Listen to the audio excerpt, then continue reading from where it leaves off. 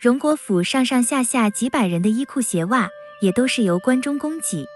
于是府内自然有一批奴仆专门从事缝纫衣物的工作，这些人被称为针线上的人。这些人所在的部门我们可以称为针线房。针线上的人一词出现在第32回，袭人告诉湘云，我们这屋里的针线是不要那些针线上的人做的。该回里宝钗透露过，史湘云家嫌费用大，竟不用那些针线上的人，差不多的东西多是他们娘们动手。这表明当时富贵大家族都有针线房，只不过史家为省俭而裁撤了这个机构，于是主子都得自己动手缝制衣服。史湘云这位千金小姐有时也要3更半夜的做活，但为了维持体面，却也只能含含糊糊地说家里累得很。在第14回里有一个细节，张才家的向王熙凤请示，方才车轿网络做成，领取裁缝工银若干两。在第27回里又提到张才家的，王熙凤让小红去关照平儿，有160两银子是给绣匠的工钱，等张才家的来要，当面称给他瞧了，再给他拿去。这2处描写都是寥寥数语，但透露的信息却很丰富。首先，张才家的能经手数量不菲的银两，向王熙凤汇报与对外联络都是他的事，可见他应该是针线房的负责人。其次，向全府上下人等供应衣履是针线房的主要职责，而制作车轿网络的事也交与张才家的负责，表明凡与缝纫有关的事都属针线房管理范围。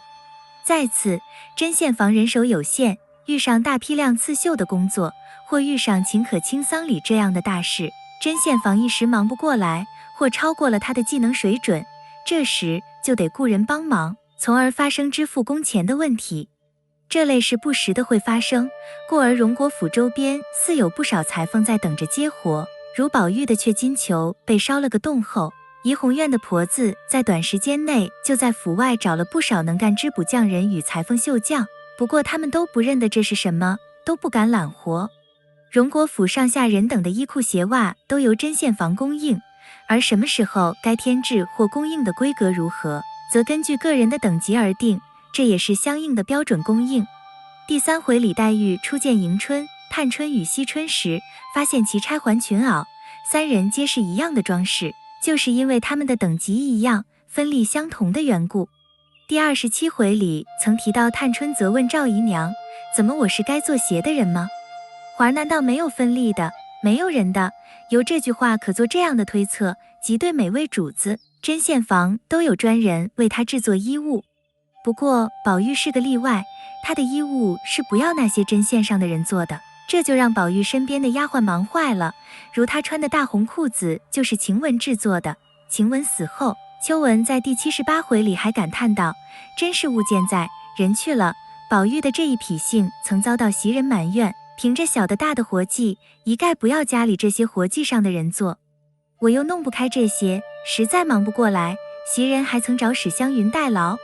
而此时宝钗特意向袭人透露了湘云家境困难的情况，让袭人多体谅湘云的辛苦，并主动表示自己会帮袭人分担宝玉的衣物工作。这样的举动自然令袭人对宝钗感激不尽。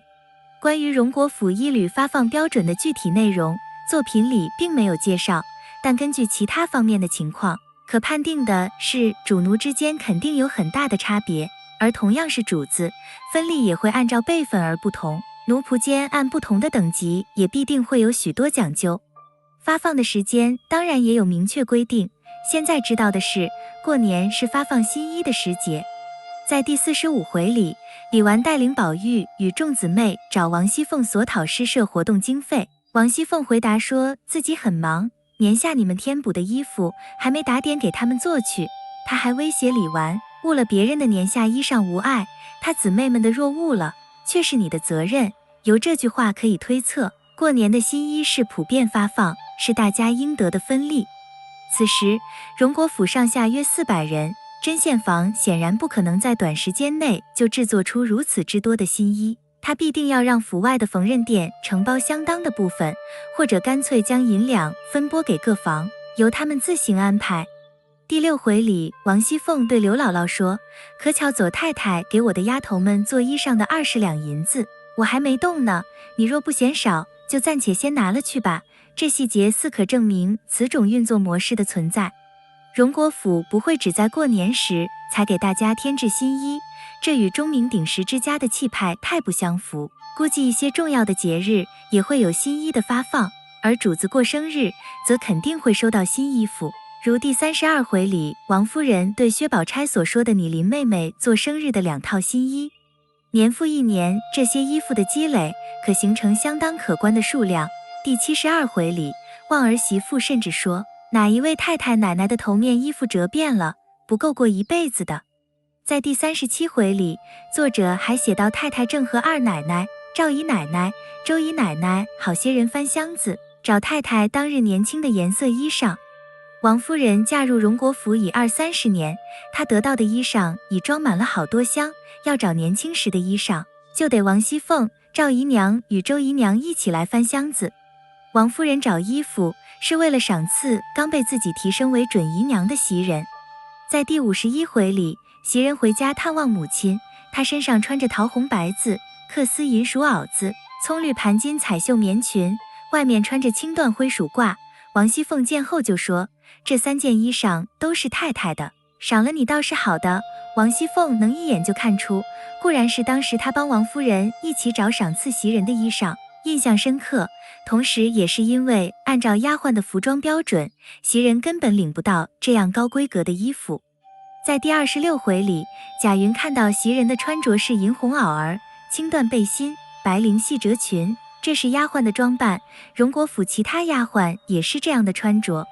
第3回里，林黛玉刚到荣国府时，看到的丫鬟就是穿红绫袄、青缎掐牙背心。鸳鸯在第24回里出场时，穿着水红绫子袄儿、青缎子背心，而在第46回是穿着半新的藕荷色的绫袄、青缎掐牙背心。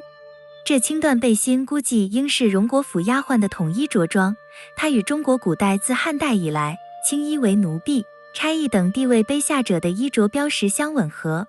正因为这个缘故，贾母在第40回里关照王熙凤处理已存放多年的软烟罗，拿些青色的添上里子，做些夹背心子给丫头们穿，白收着没坏了。而王熙凤立即照办，这可是正常分例之外的额外恩典了。丫鬟的标准规格自然不能与主子相比，但也不能很低，因为这涉及荣国府的体面与气派。第3回里，林黛玉还没到荣国府，就已感受到来接她的这几个3等仆妇吃穿用度已是不凡了。借用作者在第19回里的介绍，就是平常韩薄人家的小姐也不能那样尊重的。于是随着年复一年发放的积累，有的等级较高的丫鬟已不把那些衣裳当回事。第37回里秋文就说，衣裳也是小事，年年横竖也得。而由第78回的描写可以知道，晴雯进荣国府6年，死后剩的衣履簪环约有300-400斤之数。不过丫鬟们对这些衣裳只有使用权而无拥有权。王夫人在第77回里亲临怡红院抄检，撵走了4-5日水米不曾沾牙的晴雯，并下令只许把她贴身衣服撂出去，余者好衣服留下给好丫头们穿。王夫人的命令得到了执行，不过等到晚上，晴雯素日所有的衣裳以致各时各物总打点下了，宝玉又密遣宋妈给她送去。除了缝制衣履外，向各房供应衣料似乎也是针线房的职责。大观园里的小姐做针线活是书中常见的内容。第8回里，宝玉刚先连进屋，就看见薛宝钗坐在炕上做针线。第28回里，宝玉来到潇湘馆，只见地下一个丫头吹熨斗，炕上2个丫头打粉线，黛玉弯着腰拿着剪子裁衣服。而在第27回里，探春则向宝玉许诺，我还向上回的鞋做一双你穿，比那一双还加功夫。带领他们的是寡居的李纨。第4回作者对他岗位的介绍便是裴氏小姑等针指诵读，故而后来林黛玉会在第42回里对李纨说，这是叫你带着我们做针线教道理呢。但对于大观园里的小姐们，做针线显然不是硬性要求或者生计需求，只不过是为出阁前的某种家政训练、休闲消遣罢了。